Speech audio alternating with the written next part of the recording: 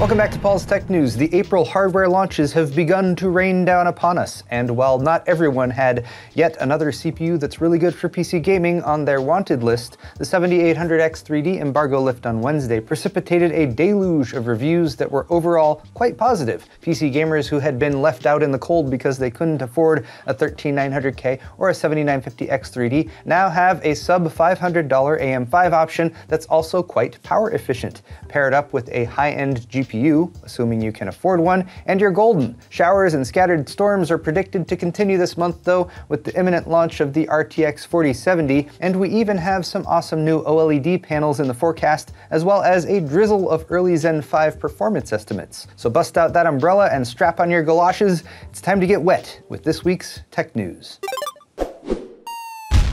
Excellent! Today's video is brought to you by the Corsair Xeneon Flex OLED gaming monitor, which can bend from completely flat up to 800R curvature. But there's a lot more to this display, which features an ultra-wide 45-inch 3440 by 1440 panel with a 240Hz refresh rate and 0.03 millisecond gray-to-gray response time. The spec list also includes NVIDIA G-Sync compatibility, AMD FreeSync Premium certification, Auto HDR with up to 1000 nit brightness, 99% DCI-P3 color gamut coverage, a sophisticated burn-in prevention system, and an integrated stand with a range of connectivity. Click the sponsor link in the video description for more on the Corsair Xeneon Flex. It's nice to have a CPU that's good at everything, but not everyone can afford the current $600 to $700 flagship CPUs from Intel and AMD. Likewise, many PC gamers out there would be hard-pressed to make use of all the cores and threads in a 13900K or 7950X 3D. So the 7800X 3D, which saw reviews go live Wednesday and a retail launch on Thursday, offers an enticing alternative. Save a few $100s and get yourself gaming performance that's right in line with those flagships, sometimes even surpassing them depending on the title and resolution. But it was the chip's efficiency stats that really pushed it into the glowing review territory, since many games only saw the 7800X 3D drawing 50 to 80 watts of package power while also keeping up with a GPU like the RTX 4090.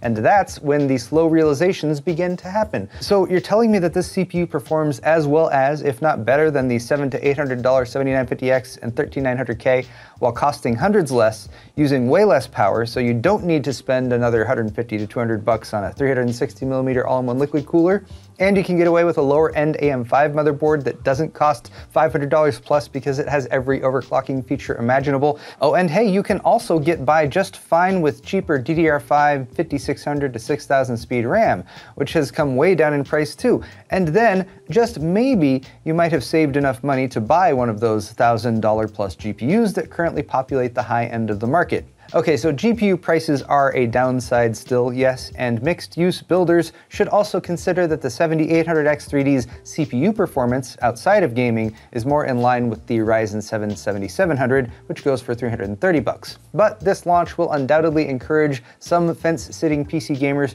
to finally drop some cash on an AM5 setup, and fortunately for them, it looks like the 7800X 3D did not immediately sell out to scalpers.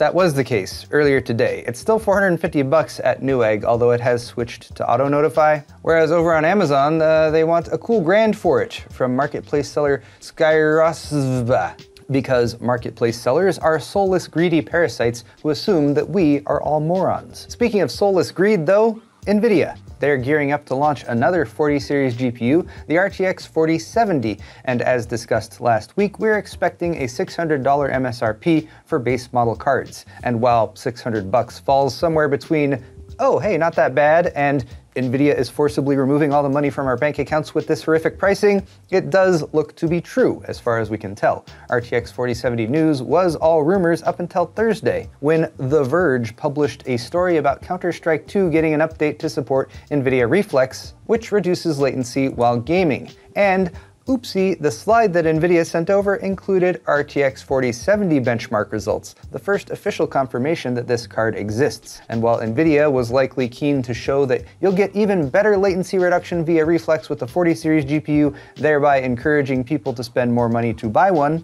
there is also close to zero chance that this was an accident. NVIDIA is quite familiar with how this game is played, and pre-launch hype building via official or unofficial leaks is par for the course. course. The rumored launch date is still April 13th, so we should find out one way or another this week, while also hopefully determining if the RTX 4070's performance is enough to merit that $600 price tag. OLED displays are generally quite nice, which I can confirm personally as I've had the chance to try out quite a few now, but along with the Q1 rollouts of several new panels this year, including the 45-inch 240Hz ultra-wide panel used in the Corsair Xeneon Flex and the LG UltraGear 45GR95QE, I kept hearing the same sentiment. They're not perfect yet, at least in terms of raw stats, particularly when it comes to pixel density, and people did have a point there. So here you go, OLED elitists. LG and Samsung panels in development as revealed in TFT Central's March update. For ultra-wides, LG has 34-inch and 39-inch variants in the works, with 240Hz refresh rates expected in Q1 2024,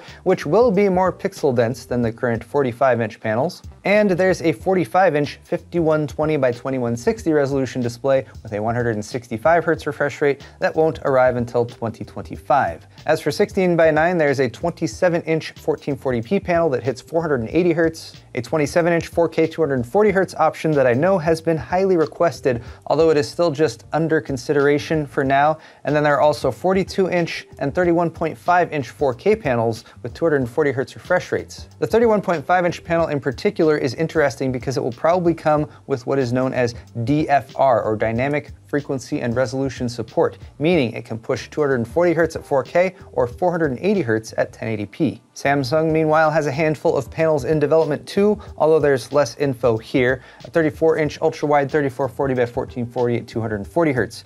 A 31.5-inch panel at 3840 by 2160 4K resolution and 240Hz, and two 27-inchers, one 4K one at 240Hz and one 1440p option at 360Hz. So more OLED gaming monitors are coming with some drool-worthy stats to be sure, and all we have to do is be patient and wait until 2024 for them to arrive.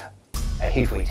But you won't have to wait much longer for the rest of the tech news because it's time for tech briefs, which are getting briefier every week. RTX 4090 owners often consider themselves to be better than everyone else, myself included, but our hubris will be our undoing if we think our GPUs can take on all comers, kind of like your mom. Indeed, an RTX 4090 was brought to its knees, also like your mom, when attempting to run Cyberpunk 2077's new RT Overdrive mode, which uses full path tracing instead of many of the workarounds that current games employ. 16 frames per second might be a bit choppy for your taste, but just look at all those shiny reflections. RT Overdrive mode should be available on April 11th if you'd like to see how poorly your graphics card performs with it enabled too. The CEO of AI chip startup TensTorrent is Jim Keller. You might have heard of him, as he has an extensive CPU designing resume and formerly headed the team at AMD who developed the Zen architecture that Ryzen CPUs use. During a recent keynote in India, Keller showed a slide with detailed performance numbers for a range of data center CPUs, including Zen 5, which has not been released. AMD's current Ryzen 7000 series CPUs are on Zen 4, and while the test was the integer-based spec CPU 2017 Int Rate 1 benchmark, it did show a massive 30% improvement for Zen 5 over Zen 4, or 23% better when adjusted for clock speeds. So Zen 5 might arrive with a 23% IPC improvement and higher clock speeds. Cool. What's not cool is when data breaches happen that compromise cloud storage services. This time the target was Western Digital, who announced Monday that there was a network security incident identified on Sunday, March 26th. It sounds like internal company data was compromised, although they haven't given many details on that. But 1 week ago, the MyCloud storage service for WD clients went offline, meaning countless users lost access to their personal data. WD hasn't provided a timeline for when the service will be restored, and as of Thursday, it was still offline, perhaps indicating that the breach was more far-reaching than initial reports let on. I have an idea of who the culprit may have been, though. It was Eastern Analog, Western Digital's mortal enemy. ASUS was one of the many companies who posted an April Fool's joke 8 days ago, and a lot of people said that the fake product they announced actually sounded pretty cool. And it turns out it wasn't a fake product. The ROG Ally handheld gaming device was confirmed with teaser videos from Linus Tech Tips and Dave2D on Monday, and sports a custom Zen 4-based SoC and RDNA 3 GPU, a 7-inch 120Hz 1080p display, a micro SD card slot, and more, including the ability to connect connect to an ASUS XG mobile external GPU. We're probably looking at an October 2023 launch for this device, and no pricing has been disclosed yet, but please ASUS, don't do product announcements on April Fool's Day. It's a confusing enough day already. Lastly, a charity fundraiser kicked off on Wednesday this week, gathering donations to help support Travis Peacock and his family. You might recognize Travis from his charity work through Shellback Tech, but he's had an extremely challenging past year or so, and he's been forced to shut down his charity.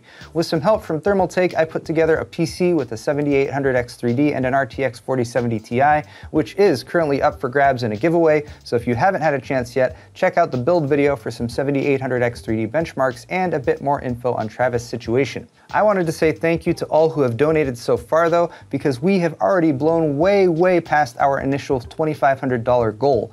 And Travis has told me that this is both inspiring for him and absolutely vital, as they've been barely scraping by due to medical expenses and other setbacks. So from Travis, his family, and myself, thank you all for your generosity and support. But there you have it guys, tech news for the week, and if you liked it, click that like button or leave me a comment down below. While you're down there, all of the articles that I talked about today are linked in the description if you're interested. You can also check out my store at paulshardware.net for high quality merchandise, t-shirts, hoodies, beer sets, and more. Subscribing to my channel is always a good call too. Thanks again everyone, and we'll see you next week.